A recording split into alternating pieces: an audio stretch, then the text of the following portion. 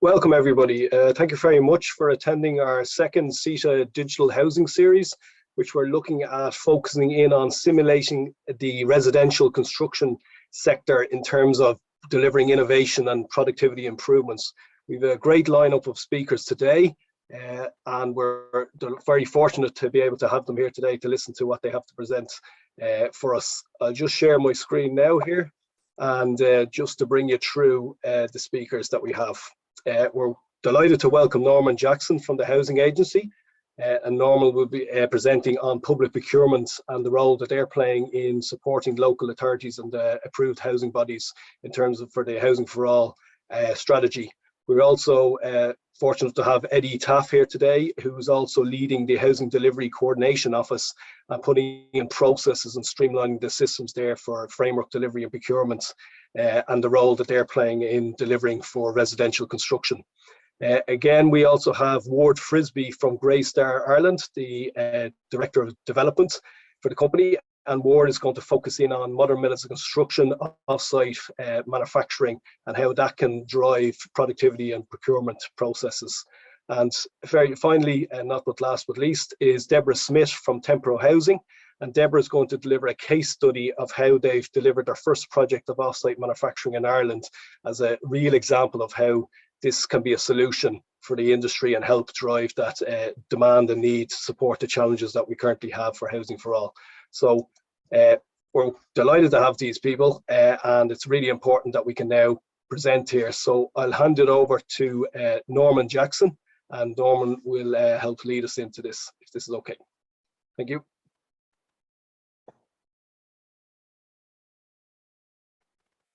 Do you share there, Norman? Just on mute there, Norman. Just on mute there, Norman.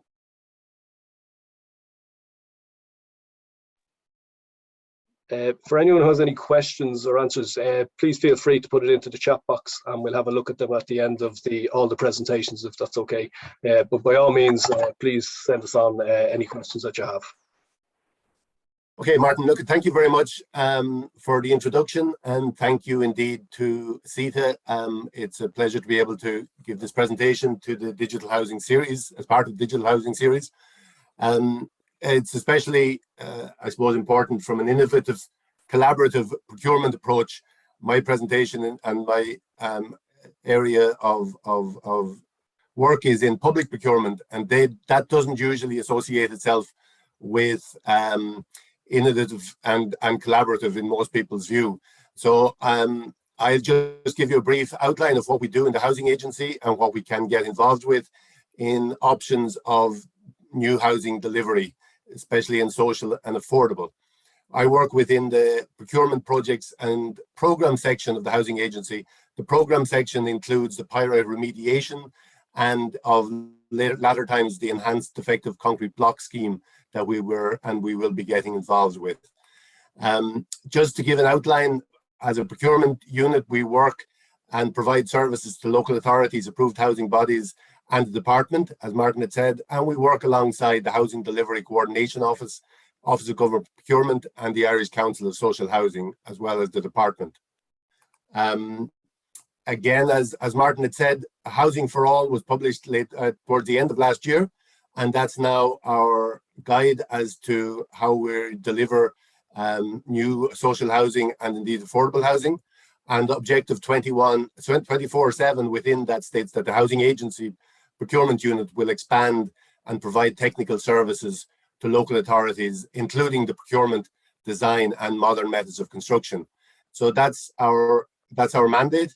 Housing for All has superseded the Rebuilding Ireland, and one of the changes between Rebuilding Ireland and Housing for All is that Housing for All very much focuses on new construction and new methods of construction, whereas Rebuilding Ireland had a focus maybe more on leasing and acquisitions and other forms of delivery.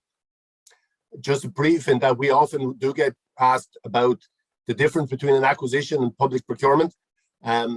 So for public procurement, when you're using capital public money or capital public spending, if there is an employer input in design or where there is interim payments required, that comes under the public procurement remit.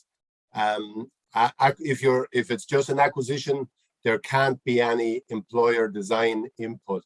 And that's one of the fundamentals of the requirement for following public procurement processes. I guess just an outline that the public procurement of construction works and services, the principle is a European principle, and the principle is to be fair, open, and transparent. There is EU directives on public procurement. I won't go through all of them now, but that's what drives the Irish interpretation of these EU directives relating to public construction works and related services is enshrined within the Capital Works Management Framework. You may be familiar that the Capital Works Management Framework it can be found on the construction procurement website. It was established by the Department of Finance. It's managed by the Office of Government Procurement. It's regularly updated. There's new updates fairly recently. And that covers all the procurement of consultancy services, which are covered under the COE set of documents for consultancy services, technical, as well as the procurement of works contractors. There are 11 public works CWP or PWCF contracts within the suite. And just to draw your attention, I suppose, to two of the most relevant ones when we deal with, I suppose, collaborative and innovative would be the PWCF2, the contractor design and build contracts. They can be and are probably most effective when we talk about modular construction or alternative modern methods of construction, in that the other employer design contracts need to be specified and very specific to every part of the building, whereas the contractor design and build contracts, the employer really needs to set a performance specification, and then it's up to the contractor to come up with ways and means to meet that performance as set out in the documents. The other contract, just to draw your attention to, is the PWCF9, which isn't in fact a contract in itself, but more of a framework agreement. Just to run through that framework agreement, the framework can cover consultancy services as well as works contracts, and has a duration of a maximum of 2 years, which can be extended for a further maximum of 2 years. A few things just to note with setting up frameworks, because many people do, and there's a few, I suppose, pitfalls that we would often be asked about. One is the need to be within the scope of that service, that when you're setting up a framework, you need to be very specific as to what it covers. We would often be asked when contracting authorities will have a framework maybe for renovations, can we do a new build within it because we don't want to go through a public procurement again? And of course, that wouldn't be possible or shouldn't be. So you need to be very clear as to the scope of service, that it has to be specific enough to cover the works that's intended, but should be broad enough to allow you to add on future work in the similar area. A confidence of the stream of work is also very important in order to maintain, I suppose, confidence of those that are on the framework.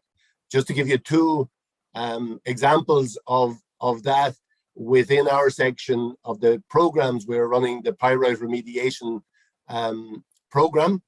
Within the pyrite remediation program, it's ran for 2 consecutive 4-year framework durations of a total of 8 years. And over that 8 years, we have ran for both consultants and for works contractors. We've delivered in excess of 2,300 homes that have been remediated. We have spent in excess of 150 million and have had in excess of 200 call-offs from those frameworks. So that framework is certainly working, and the participants on it have confidence that there is a continued workflow. On the other hand, we have come across other frameworks where, when they've been set up, maybe the first initial contract has been awarded and no further contracts are awarded from that. That really doesn't help, because the participants have spent a lot potentially to submit tender documents, have got onto the framework, and then have no opportunity to get work from it. So that's I guess not to be encouraged at all. Performance measures within the framework are also really need to be considered, and we've used them effectively. So come back to me on that if anyone needs more information on that.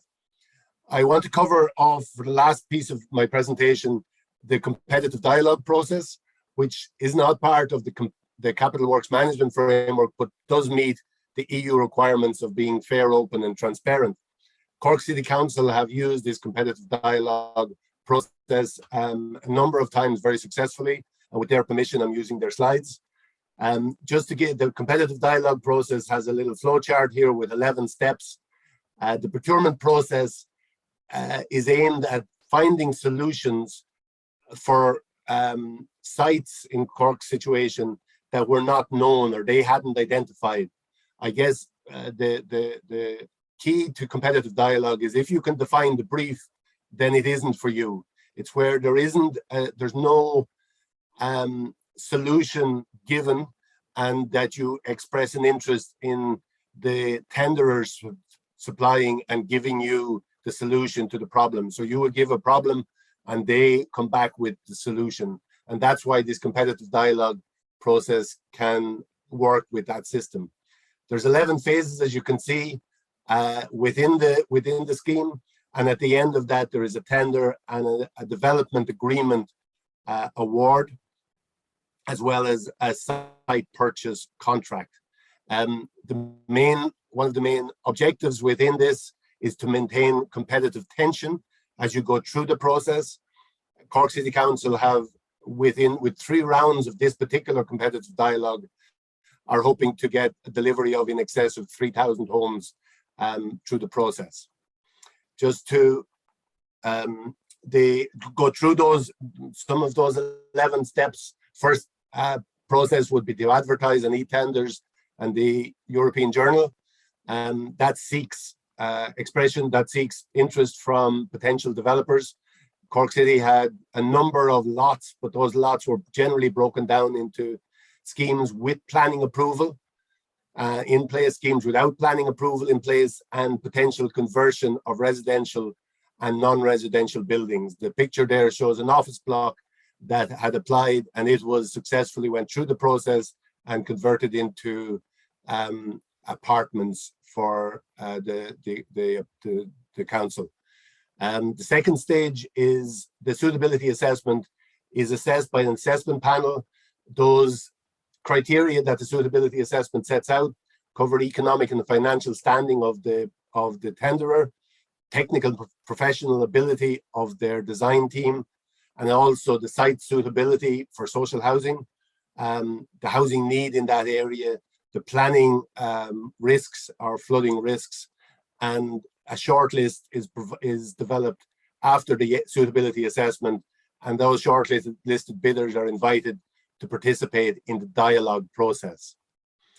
So that's the assessment is made on the those that are invited to participate, and they're given sets of documents. They have to respond with the legal ownership of the site, for example, the technical abilities of their team, the commitment to deliver would be programmed, delivery of planning is obvious, their architectural and urban design is set out, their project sustainability and suitability, and at this stage of the invitation to participate, they will set out their initial housing, the cost of the units, as well as the site cost.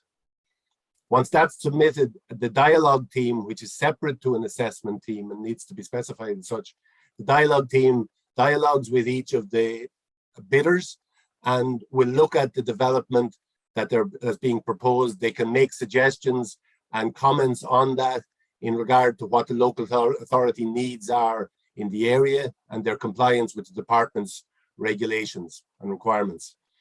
The assessment, that submission is then assessed by an assessment panel, and a further short list of bidders are invited to continue in the dialogue.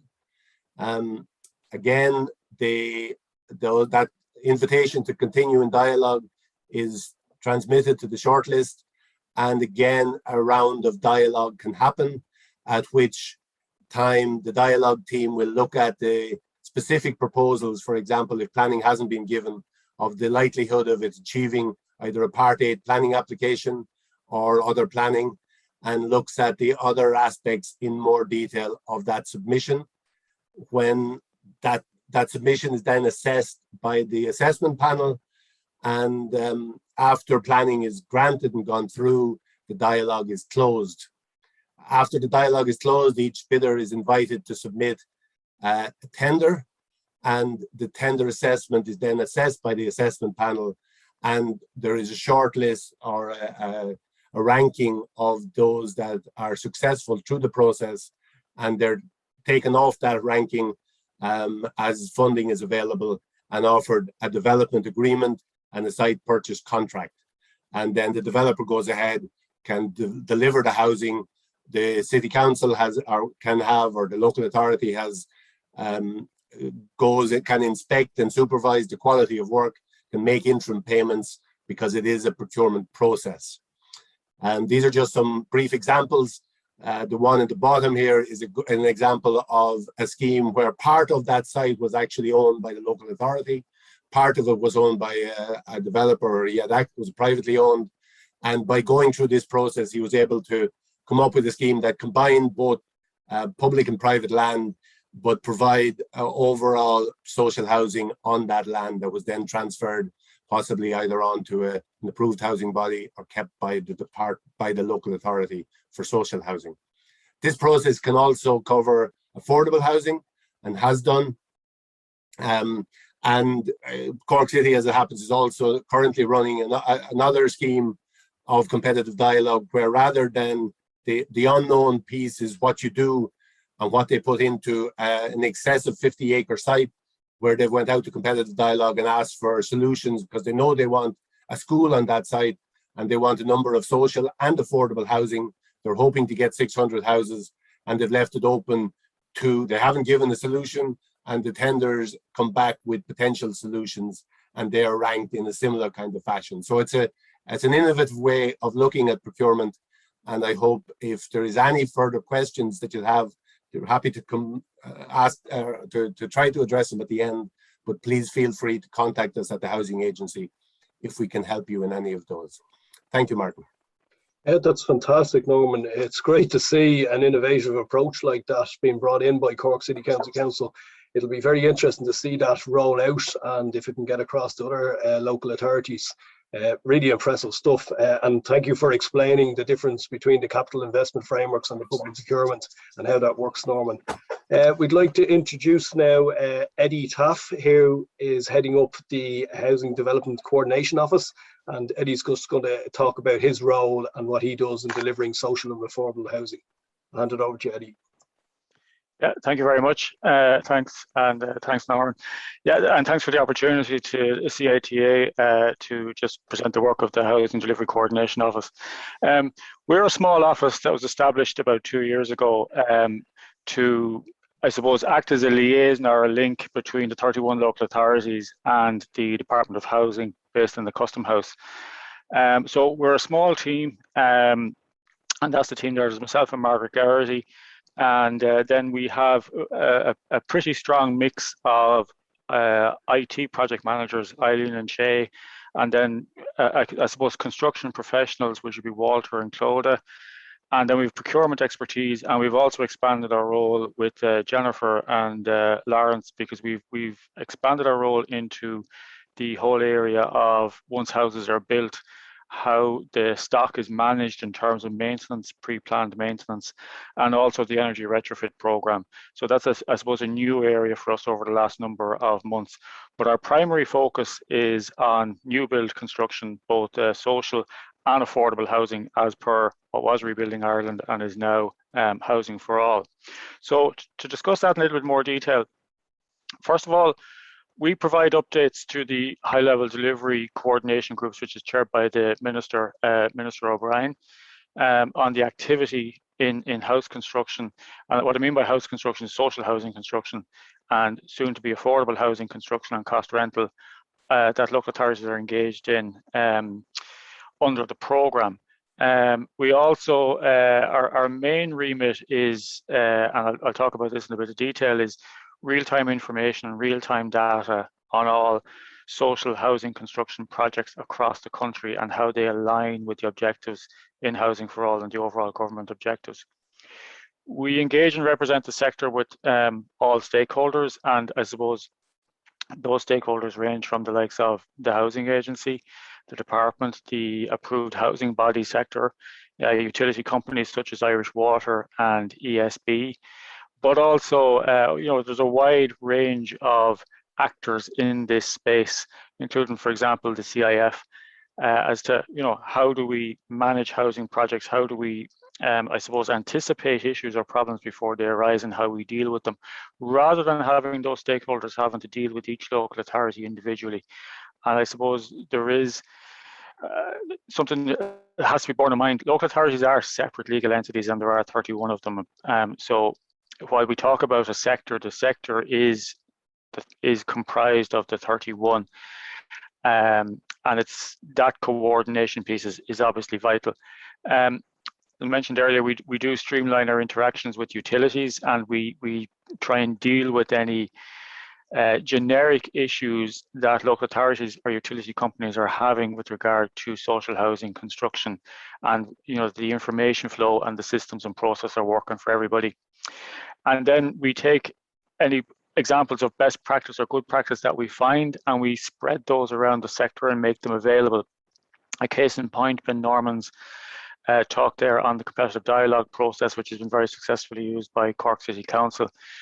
We've asked Cork to hold seminars and information sessions with all local authorities, and we're hopeful that most local authorities, where appropriate, will start to use that competitive dialogue process, because it is very effective and it has resulted in a lot of very, very good projects delivered for Cork City, and we hope that most local authorities will avail of that process and use it. Just a quick update on what we've done so far. A big part of our work over the last 2 years has obviously been assessing the impact of COVID on house construction and the various shutdowns and lockdowns and what they have done. And I suppose there's two issues to that. The first one was there was the obvious shutdowns, but then there was the supply chain disruptions that have happened thereafter and price rises associated with that.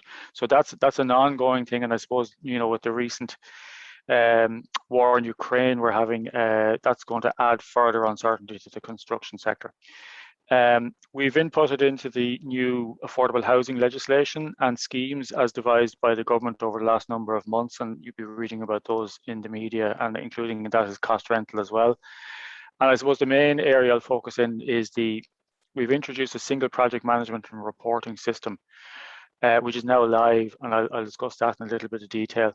And also we're bringing an analysis to bear on the social housing land bank that local authorities have remaining on their books and how long that is going to last. And I suppose to demonstrate a need that we need to be buying more land to continue the programme out into the foreseeable future. 2022 priorities, as I say, continue working in the high-level stakeholder groups with the likes of the Land Development Agency, Housing Agency, Irish Water, CCMA, etc. The land issue and quantifying exactly how much land is required and where, and whether it can be serviced or not. And if it's not serviced at the moment, when can it be serviced in the future? The overall coordination of the social housing programme. And we're also developing best practice models for delivery by local authorities of affordable housing. There's a number of different ways local authorities can deliver affordable housing, and it's about educating local authorities about what the best approach for them might be and what the pros and cons of each approach are. So also touched on that we will be involved in coordinating the energy retrofit programme of 36,000 social houses by 2026. A migration towards greater use of proactive or pre-planned housing maintenance as opposed to reactive and emergency maintenance. We have a role in efficient procurement and project management and the PPP programme. And as I say, sharing best practice amongst local authorities. So just in a little bit of detail, there are the objectives under Housing for All broken into the I suppose the main strands of delivery. So you can see the social housing objectives on the top line there, affordable and cost rental homes, and then the private sector, what the ask of them is. So you can see it averages around 33,000 new dwellings to be delivered every year. So that just delving in on the social housing element of that. Social housing pipeline at the moment, there's over 22,000 dwellings approved for delivery by local authorities in what we call the delivery pipeline. Now, of that 22,000, 11,000 are under construction, and a huge number of those are well advanced. 3,500 are about to start. So in other words, they're about a contract award stage, or a contract has been awarded and they're about to go to site. Further 7,500 are working their way through the planning and design process. And then there's another 8,000 dwellings across both local authorities and approved housing bodies that are at proposal stage. So they're projects where the local authority or the AHB expects to submit for formal approval for funding for delivery of those in the near future. So we have a very strong pipeline. So that whole pipeline encompasses about 1,400 projects across all local authorities and all AHBs in the state. So I suppose our task is pretty simple. It's to coordinate 1,400 projects across 31 local authorities, all at various stages of delivery. So how do we do that? Well, we need a single source of truth, and we needed to bring a greater efficiency to bear on how that is devised. So there is an overall IT solution for the Housing Capital Programme been developed by the Department of Housing. But that's still probably a year to 2 years away. So we needed an interim solution that would be better than what we've been using up to now. So we came up with an interim workaround using SharePoint. So what happens is we have a SharePoint Excel file with all the project information on it, and the local authorities update that every week. They have to use it and they have to keep it up to date. It's the only show in town, I suppose. So that allows us to have accurate data in real time. So if there's a development on a project, if it gets an approval, if it moves to site, if a tender has been awarded, it's updated there and then in the tracker, and we can access that information. So it means less phone calls and emails for everybody. Any slippages or problems with the program can be identified. And what it means is that the 31 local authorities as a sector control their own data. So it's their own data that they have control and view of. Now, that's the theory, this is the practice. And as I say, this is an interim solution. That's a sample of one of the trackers in Excel that we use. So project information is kept up to date in that. And so all the information that we need on a project is kept there and it's updated as and when required. That's great, but how do you access that? Because there's 31 of those, one for each local authority. And this was the issue. How do you actually access that in a timely and efficient manner? So what we did, and this is where our IT project managers really came to the fore, and that's why in the HDCO we are, we're nearly 50% IT and 50% construction professionals, and this is why we need access to that, and we need it simple. So what Shay and Eileen did was they built a system whereby that information is sucked out 2-3 times a week automatically and is put into a Microsoft Power BI dashboard display system. So effectively that information is now converted into this, and this is available to the local authorities and to the department. So I've just some sample screenshots here, but what it does is it gives you instant access to high-level information on the program, on what's the projected delivery is under the various delivery streams, what the numbers look like, and we can slice and dice that information with a few clicks of a button using the Power BI system very, very quickly. The beauty about Power BI is, for the likes of me, it doesn't need any training. You can't break it. You're only looking at information. You can't change it. So it works very well. Second beauty about it is it's effectively free. It's covered under most existing Microsoft licenses that local authority staff would have. There's another sheet. That's just anonymized data showing the projected delivery streams out over the number of years. So on the large table on the left-hand side, you can see the different delivery schemes that the department funds, both in terms of AHB delivery, approved housing body delivery, local authority delivery, local authority part 5. So there's about 12 or 15 different processes and schemes used for delivery of housing, and you can see them there. But you can also look at the numbers and you can look at where every single unit is at in that delivery process, what stage it's at, whether it's on site, when it's about to go on site. And because it's an interactive report, I can't show it to you here, but what you can do is if I hover over any one of those numbers, for example, the 255 single stage schemes to be delivered in 2024, I can get a complete list of all the projects that compose that 255 at one click of a button. So it is real-time information, right up to speed, and we've automated that process. So it doesn't actually, while there's a bit of work on the setup, now it runs itself. We will also be building a similar system for the affordable housing delivery and also for the energy retrofit program. So this is local authorities' own information. It's available for all the stakeholders to look at, to interrogate, to delve into, and it's very, very effective because it's very simple to use and it's very clear. So it's taking that complex spreadsheet, 31 of them, and putting it into a single system for everybody. And I think it's a fantastic piece of work. And I suppose sometimes the public sector gets criticized for the expense that we incur in our software systems and the time it takes to develop them. But I think this is a really good news story. This was built, as I say, effectively for free, and it took the team about two, maybe 3 months to get 90% of that up and running. And the last couple of weeks of it were really just tweaking it to make it a little bit better and a little bit more presentable. So we did it very quickly, and we did it for free.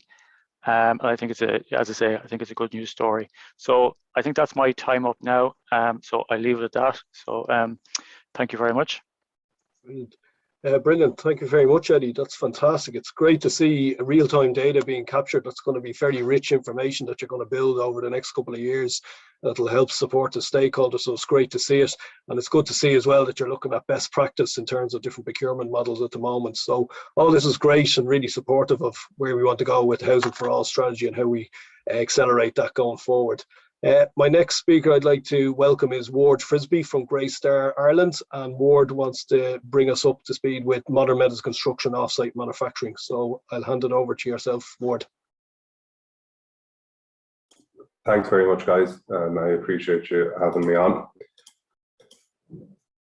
I guess my presentation will be slightly different in the sense that as a building developer, an investment owner of properties, I'll be talking really around how we incorporate innovative and modern solutions to our developments. As introduced, I'm Development Director for Greystar here in Ireland. I'll talk briefly this morning about who Greystar are, what we do and how we do it. And I'd also hopefully incorporate in the end of the presentation some examples of projects, completed projects where we have incorporated modular and offsite construction procurement options. So Greystar are a leading fully integrated real estate company offering expertise in investment, development and management of rental housing properties globally. We describe ourselves as vertically integrated. What that means is that we aim to buy the land ourselves, get planning permission for that land, develop and build it out, and then own it and operate it into perpetuity. So we're long-term investors in our communities. This is just a snapshot of some of our markets worldwide. We own and operate in excess of 200 billion of assets across 215 markets. Our as long-term investors, and as I described as a vertically integrated platform, it gives us a unique opportunity to invest and run multiple different types of properties across the globe. Now, Ireland is the youngest of those offices. We opened here in 2019, had somewhat stuttered start, I guess, because of various reasons through lockdown and the likes. We currently own and operate 628 apartments in Dublin. We have a very strong pipeline leading into the near future. It's just a snapshot of some of our stats across our core departments: investment, development and property management. And this is an example of the properties that we typically offer into the market, from student through urban living, attainable or affordable, as we would call it here in Ireland, multifamily, single family, and independent or senior living. So I guess multifamily is considered a somewhat new term. It's used to describe a single building which houses more than one family. In fact, it's not that new a concept. That's the interesting thing. There are multiple examples around Europe, no less, around the globe, of large-scale multifamily units going back many decades. This is an example here of Decaying Court in London. This was built in the 1930s, was 670 plus apartments, all accessed via a single reception area, generous double height, a reception room, but had on-site amenities such as a bar, a restaurant, a club, roof terrace, gym, porter services. To achieve what we like to achieve in terms of our communities, we follow a very well established and proven process. And it begins with the design, which centers on people and modern living patterns. So we aim to create very functional spaces attuned to the pace of daily life, and a place where residents can feel at home and social connections can thrive. To achieve this, we have a number of key elements that we try to focus on, starting with the selection of the correct team. High quality consultants and contractors are critical to that. To develop a successful community, we believe in understanding the market and analysing the local and regional market we're in. Our developments need to offer desirable experience for residents, external and internal. That's supporting commercial space, amenity, and apartments that can really deliver long-term appeal.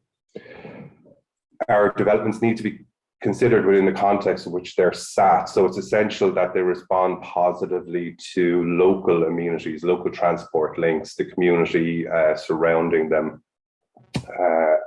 This leads on to how we create placemaking within our communities. Urban blocks in any successful city recognize, in our view at least, the delineation between the public and private realm, how you can activate those by well-designed, well-considered community centres. Communal spaces within our developments, we typically and always, in fact, look to place our amenity offerings within the prime locations of our building. So all residents get to experience the best parts of our development. Adjacencies and how the customer journeys through a block is critical to our thinking. You should be easily able to access the amenity space from with any apartment that you occupy in our developments. And then for operationally, we always try to consider how our ops team interact with our customers, where they meet them formally and informally, and how best to support them.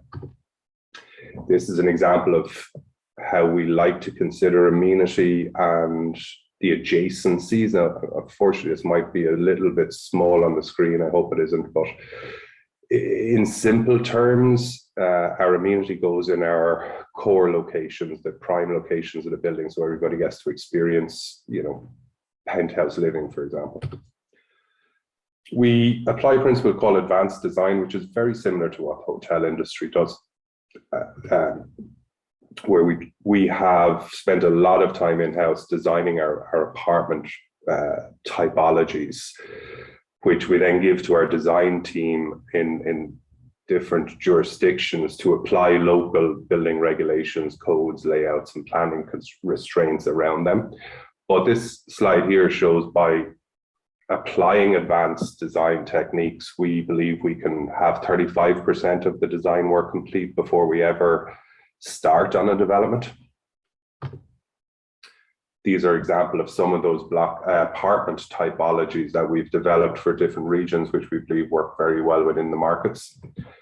This is an example of how those apartment typologies then feed into block typologies and how we lay out different styles of buildings in different locations with respect to the apartments, the amenity, and the public and private realms.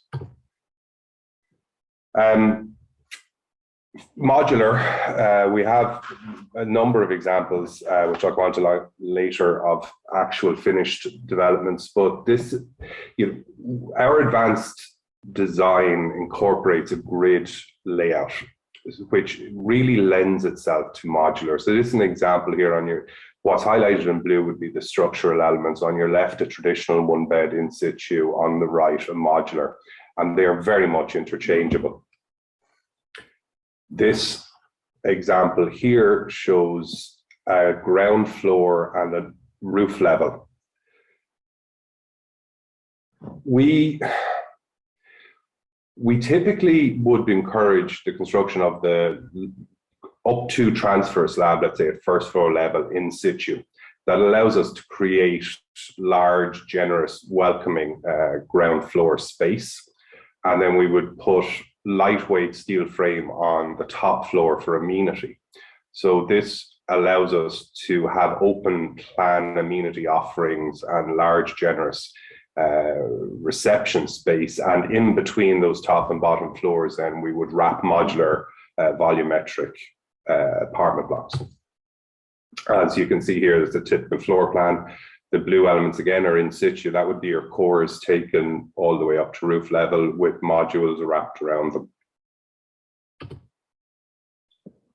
I guess we're fortunate that we get to wear a lot of these hats when considering whether or not you would bring in a modular solution to a development.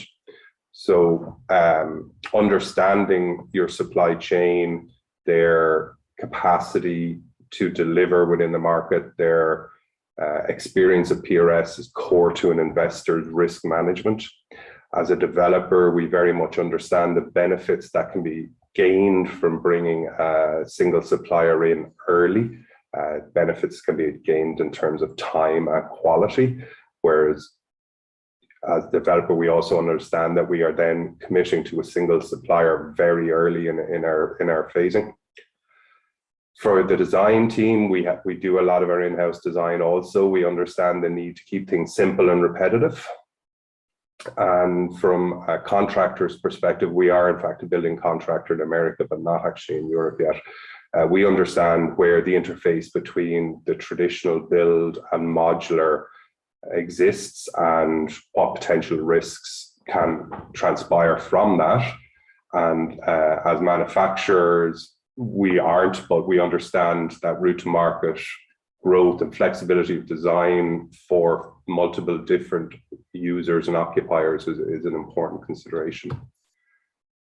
ESG is at the core of all of our investment decision making, and using this spin wheel here with 10 core ESG principles, we do believe that we can and do design and build very sustainable developments and communities. So here's just some examples of projects we have executed. Unfortunately, these projects are all London-based. I have yet to deliver a large-scale scheme in Ireland, and hopefully I'll solve that soon. I'm going to focus a little bit on Tillerman's Court here in Greenford Quay, just for some specific exampling. So this is the master plan of Tillerman's Court, which is a 26-acre former industrial site which we acquired in Greenford, which is northwest London. It was a GSK manufacturing facility before we acquired it. Here's a high-level snapshot of the development, the key numbers. I think what's important in terms of what I'm talking about in modular today is we acquired this property in Q1 2016, and within 7 months we had completed a master plan for over 2,000 apartments, 10,000 square meters retail, 10,000 square meter office, primary school, healthcare centre, and over 3 hectares of public open space, and submitted that for planning. Which was a very aggressive program and quite a successful delivery, I must admit. Phase 1, we decided to execute using modular.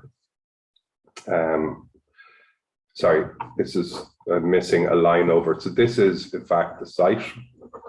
And throughout its history, you can see two parts of the site were separated by the Royal Canal and separated from their wider community by these main arterial roads through the site. One of our core considerations when we were trying to design this was to create a heart in this 26-acre site, so create a community centre for both our residents and the wider community around us. So that included this bridge, which for the first time in its life linked both sides of the canal and the immediate residential community on the left-hand side as we're looking at the screen. This is an example of the volumetric modular units being dropped in around the in-situ core. This is, in fact, this company is an Irish company called Taaffe who operate in the UK. That's the finished building, which was completed, 376 apartments delivered from shovel and ground within 18 months. Here's some pictures of the finished product. Excuse them now, they were taken on my phone, so they're not professional standard. This is the ground floor. As I said, we did this in situ, so you can see the benefit of amalgamating in situ and modular from a time and investment perspective, but the cosmetic benefit is huge here. It's very impressive reception area. This is a residence lounge on the 14th floor. So this is the rooftop lightweight steel frame building that I mentioned earlier.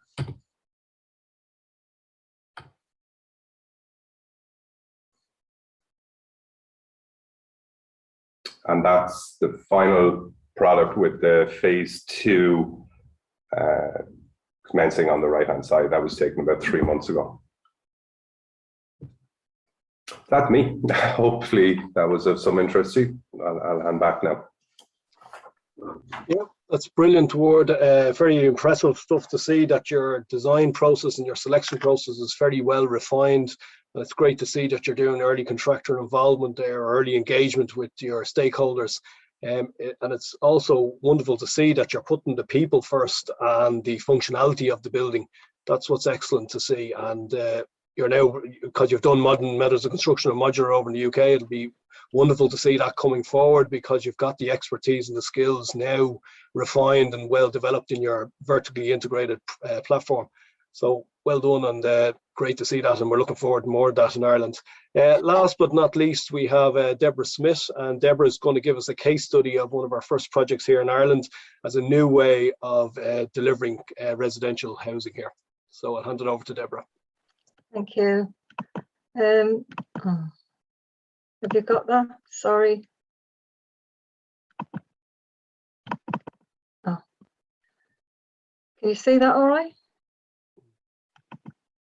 Just coming in now, we can see your screen there. Sorry, trying to get this.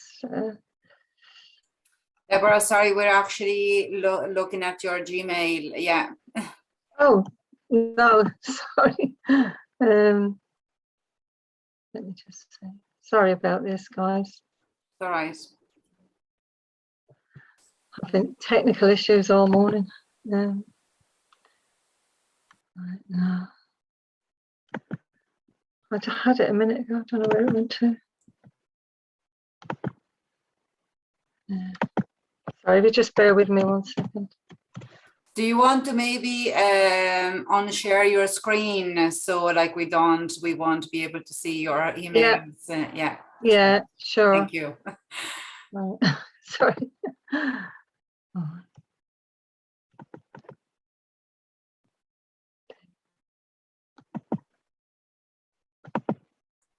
Martin, do you want maybe to ask a few questions that are on the chat box? Yeah, there's some great questions there that have come in, and by all means, please send them all in. We'd really appreciate it, you know. Sorry, I'm just calling up the questions now. I'm a bit caught here now with my mouse. Just not responding here. Sorry there. Can you see them there, Leania?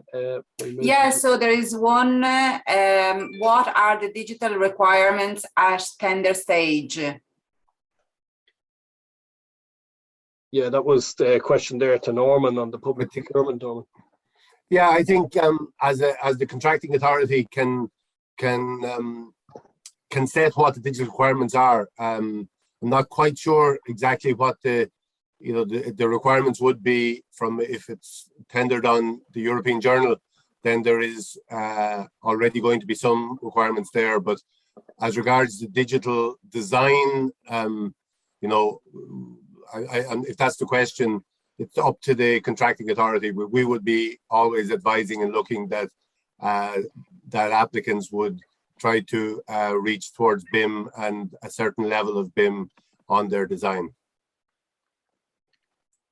Jimmy, is that answering your question?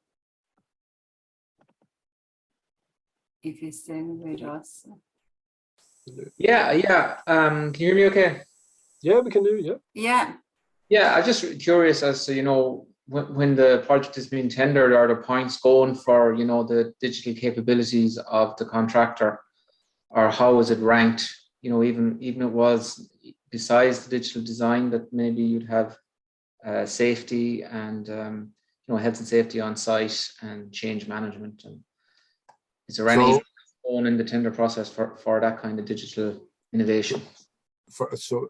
If I might, Martin, so from the contracting authority, without a doubt, there is much more flexibility even for that within the competitive dialogue process. And there is certainly, all of those things can be incorporated, and in some respects wouldn't be maybe in the initial suitability assessment, but then as you go through the various dialogue processes, you can certainly put in as a criteria and then award more marks or more areas to those that have that digital capability, because essentially they will be able to deliver more effectively if they have them in place. That's great, thanks. There was another question there that came in. Given the prioritization of national housing and retrofit and climate change requirements, how will or should the public procurement system change?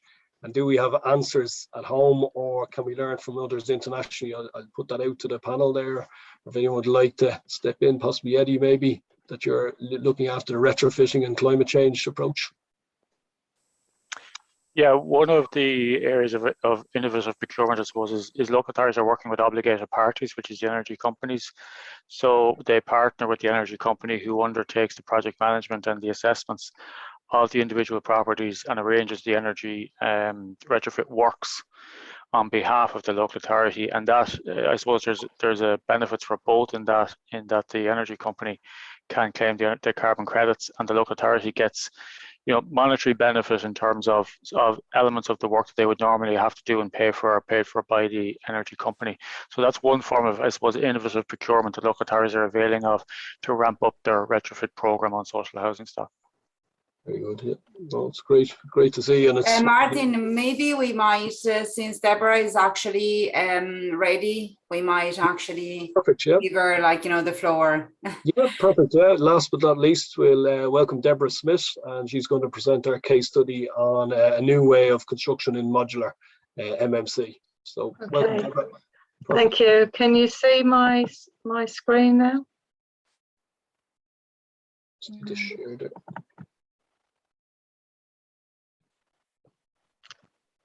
Can you see that now? No, Deborah, not yet. Okay. Sorry, 1 sec. Can you see that now? Yeah, no, while they start sharing, so it's perfect. Yes. Yeah. Oh, Happy days. all right. Sorry about that, guys, and really interesting presentations for everybody. So I'll make this. I'll try and do it quickly because I know I'm aware of the time. So let me just go down a little bit. So what we're doing in Tempo, we are putting a modular units on the ground. If I can just Just having so much trouble with this today. Okay.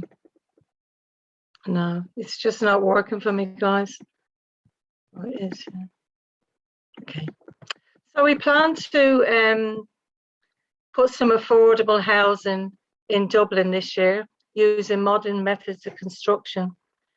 We've been working on a design for about 2 years to make sure that our design is robust and it's going to meet all the standards for the gold standard. So we've managed to achieve this by using modern methods of construction. Oh dear. I'm sorry guys, it's just not working for me. This Deborah, sorry, I actually have your slides if you want me to maybe jump in. Yes, please, yeah. Cool, just give me a second. Meanwhile, if you want to just start. I'll stop sharing. Thanks. Okay. That might help.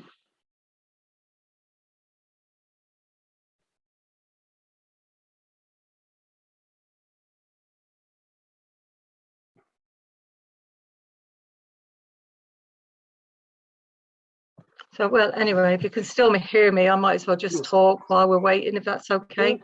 So, yeah. All right, then, so there we are. So we're building for the future. And what we've done is we've designed a new modular apartment for affordable housing. And what we've achieved is we've achieved the gold standard. And this was done according to the Irish Green Build Council. Under the HPI performance. So we've already tested our modular design out we went down the aviation route. So it went through a vigorous test over 2 years. And what we're doing now is we're actually going to put it on the ground to show people what it looks like. So if I can just scroll down a bit, maybe. Could you just scroll down a little, please? Oh, thanks. Okay. Yeah. So, okay. So reducing the carbon footprint, we're now at net zero carbon, and we're going to be using solar energy, battery storage, and air source heat pumps. So with this new design, this will bring fuel bills down to under €200 a year. And this is something that's really drove our design. So we've gone for fabric first to make sure that the apartments are, you know, comfortable and the air condition is comfortable as well. So we're nearly at passive house, but we decided to just keep it at the gold standard because it just seems to be more comfortable like that. If we can go down a little bit, maybe. Okay, I think Greystar already, you know, discussed the MMC solution. So as I'm aware of time, maybe we can scroll down another little bit just to, so the project background, we found a small site in Dublin and we decided to buy that site, and with the planning, we remodeled it so it would suit the MMC market. And basically, this is because I've been in the industry for over 5 years, and it's great to show people pictures and diagrams and, you know, to talk about it. But what I felt was, let's get it on the ground, let people have a look at it. It'll be tested and monitored over a year so that we will be able to prove what we say we can do. And I think that's the easiest way for us to bring MMC into the market, especially the affordable social market. That's where we're really focused on. So we're going to be bringing a prototype to Dublin in the end of March, so people can come and visit us and see what that looks like. So the manufacturing, we can take care of the manufacturing again. If you could scroll down a little bit, please. All right, yeah. So as I said, we're addressing the housing shortage, and this was really the driver. We were working with Bristol City Council for over 2 years to develop some housing solutions there for the MMC, and just to make sure that we can bring these in time, 95% complete, so that there's less time on site. And due to COVID and all the other constraints, this seems like, you know, a really good model for us. We've gone through planning in England, so we're ready to do a site there to show this as well, and to show it in Dublin also. If we can go down another bit, yeah, maybe again, yeah. So that's just the terminology used for MMC, just to get people, you know, some people call it volumetric, rapid build, off-site, prefabricated. You know, when I think of prefabricated, I think of when I was in school in Taaffe many years ago. We used to go out to the prefabs to get some of our lessons. So we've come a long way since then, and these are really top quality. One of the inspectors that gave us certification said we were the Rolls-Royce of the MMC industry. So that was really nice to hear. If we could scroll down again, please. Yeah. So these were the principles we're working off. We're also BIM ready. So our modular apartments will have a digital passport, if you like. So people will be able to, they'll know what's in it and how it performs as a building. So there'll be no defects. If we could go down again a bit, please. Yeah, as I said, so guaranteed from the start, fast track, so everybody will know at what stage that the manufacturing process is at. So what we intend to do while the groundworks are being done, we'll manufacture and then we'll get them there in time. So there's no delays on site and people are not waiting another 6 months for to move into their homes, because that's really important. If we could go down again, please. So that's the site.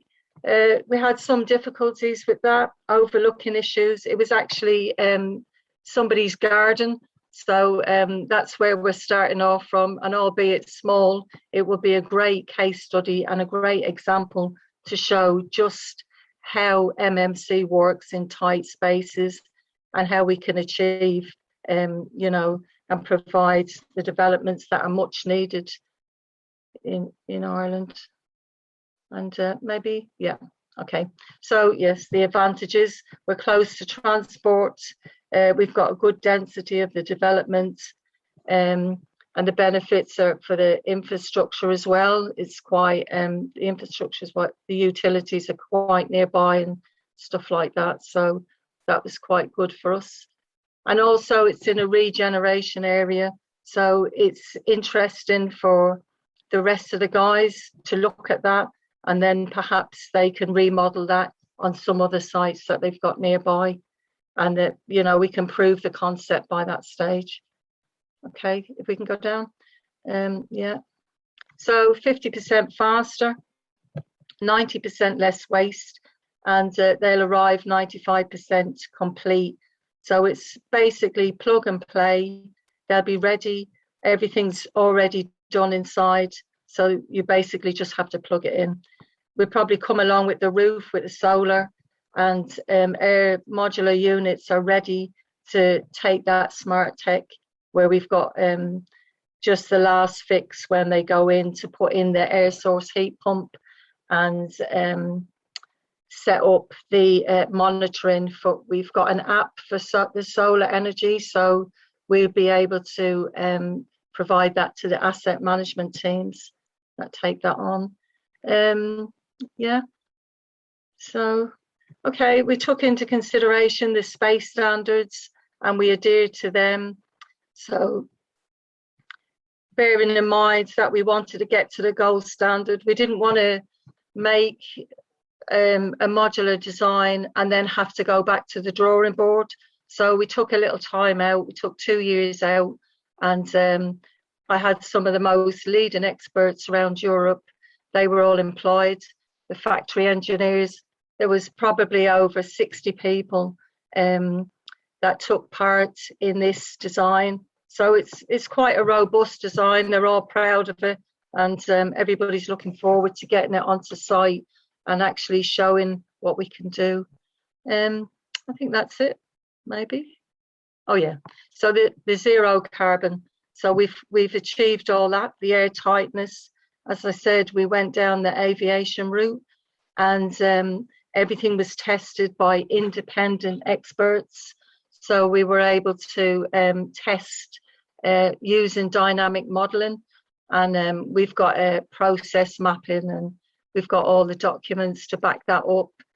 And the optimum levels of thermal insulation, we also came out on top with that. So everything's A rated. There isn't any combustible materials in our design, because the fire, obviously, you know, working in London and building in Ireland and England, this was a top priority for us as well. So the design is non-combustible. There isn't anything in there that is going to scare anybody, which is good. If we can go to the next slide. Oh, yeah. So we reached the Home Performance Index, the gold standard, and that's where we wanted to be. So it took a while to get there, but I'm happy to say we've achieved that. And the Irish Green Build Council had a hand in that, just to help us along on what we needed to do to get there. So the next slide, just a summary then. We've got all different configurations, and bearing in mind they're made in the factory, and they're going to arrive on the back of a truck. So we designed them to make sure that it was going to be cost effective, because there's no point in designing them and they're not going to fit on the truck, basically. So we've done all different kind of configurations, so we can go from a 1-person, 1-bedroom, we can go up to a house, and we can design up to 4 stories, and we have a warranty for that. So just try to make sure that we can provide the much needed affordable housing in Ireland, and that's really important to us as the community. So that's what it will look like. It's just a small project, but it's gonna have everything in there that we need to show how it works. So thanks very much, and sorry about all the hiccups at the start, but any questions, I'll be delighted to answer. Thank you. Well, no, that's thank you, Deborah. Yeah, that's excellent, Deborah. Thank you very much. It's great to see an A-rated house and certified by Irish Green Building Council for the gold standard for the Home Performance Index. It'll be really good, and it's great to see a case study now here in the residential sector. This will help push the boundaries and show people the different opportunities and the innovation that's going on in Ireland in terms of modern methods construction, offsite fabrication. Brilliant speakers, great talks. We've just another question there that's open to everyone at the moment. I want to put a special thank you to the sponsors that have been here from Diatech and ProCAD. It's brilliant that they've been able to support CETA, and also the partners Enterprise Ireland for the work that they're doing. It was wonderful to listen to Norman talking about the public procurement framework and how that works, and the different aspects that he's developing there for the local authorities and the approved housing bodies. Eddie then took us through the role and the digitalisation that he's doing in that project. So he's 50-50 on the construction side, but 50% also on gathering that rich data and making sure we can track that over the next couple of years to support the Housing for All strategy. And then Ward took us through some excellent stuff that they've done before in the UK, and it'd be wonderful to see that coming here into Ireland in modern methods of construction and modular. And then Deborah wrapped up there on her approach that they're doing, even if it's on a small scale. It shows that this can be done both on a larger or small scale. So there is solutions here for Ireland. They're innovative, and that's what we want to see in the procurement models. And it's great to see what Cork County Council is doing there as well. Just one question there for Norman, if you're still there. It was just to thank you, Norman, but in the Cork County Council tender model, are the first round bidders paid for their concept? Design concept at the early stage, considering there's interim payments. So that's okay. Yeah, Martin, it's a Cork City Council, just to clarify that one, but also know that is tenders or the bidders' risk. They enter into the process as they would with other public procurement processes, and so they're not paid for their condition of their bid. That's not that's not the process that they've used anyway. That hasn't been the case. Very good, very good. No, I just want to say a special thank you to everybody for all and the contributors, and also for the speakers there. I really appreciate it. There's a lot of good wealth of information that's been provided today on our second digital housing series. It leaves me just the opportunity now to hand over to Alan Hoare just to close out here, and just to say once again thank you to everyone, and thank you for your time, if that's okay. Alan. Yeah, so thank you so much. I was a little bit late joining, but I thoroughly enjoyed it, and like most of you, we're multitasking these days with multiple events on. But thank you, Martin, Norman, Eddie, Ward, and Deborah for really, some excellent presentations. This particular housing series in Association Enterprise Ireland is a Challenge, Change, Learn initiative. This is the strapline we're using for our 2022 to 24 strategic plan for the Alliance. And so I keep saying this about these events. We're learning all the time, even when Eddie spoke about the team he has in the HDCO, people like Brian Murray, I wouldn't have known Brian. Now I know who he is, I know his responsibility. So we're learning all the time. And that's what the purpose of this journey is, really supposed to find out about the ecosystem that is housing in Ireland, and to try and connect up and to try and collaborate on a future that will provide all these houses that we need in Ireland. I want to just talk briefly about this initiative that is Challenge, Change, Learn, just for 30 seconds, and just say that we're continuing this initiative with our Seated Tech Live 2022. We haven't done a tech challenge since 2014. We had Chuck Eastman over at that time, and Rafael Sachs from Israel. But what we're doing in June is a little bit different from what, say, the other traditional conferences are doing. We're actually going to put a challenge out to the industry. Whether you're industry, whether you're academia, whether you're government, IT vendor, whether you're working together in teams, we want you to look at what we've outlined as the top 10 challenges in construction, and to present, solutions, potential solutions for these. So we're looking at things like the shortage of skilled labor, how we attract the next generation to this industry, how we can use BIM for the full life cycle for property owners, how we can work more collaboratively with shared model, how we can work paperless and embrace more remote working to give positive procurement or productivity performance, how we can address whole life carbon to support net zero futures, how we can ensure safety of design, works and product quality. We're all hearing about the fallout of Grenfell, the golden, they call it the golden thread that they're talking about in the UK. How we monitor productivities on construction sites. How we can use automate design for viable off-site manufacturing pipelines. So do we need robots to build these factories? And what about effective digital planning platforms? And that's the focus of our next event, which is in May. We'll be looking at both home initiatives in Ireland and initiatives internationally as well. So here's the challenge. 15th to 17th of June, there's a simple form to fill in. You put in the companies involved, the challenge, which challenge you're going to address, or maybe it could be a different challenge. And we will then assemble the program from that point of view. So we're building the program from the bottom up. We're trying to get people to give us the ideas and then to present them to you in June. And also we're looking for some support potentially from some sponsors. But I heard today from Greystar, I heard from Tempohousing, there's potentially projects there.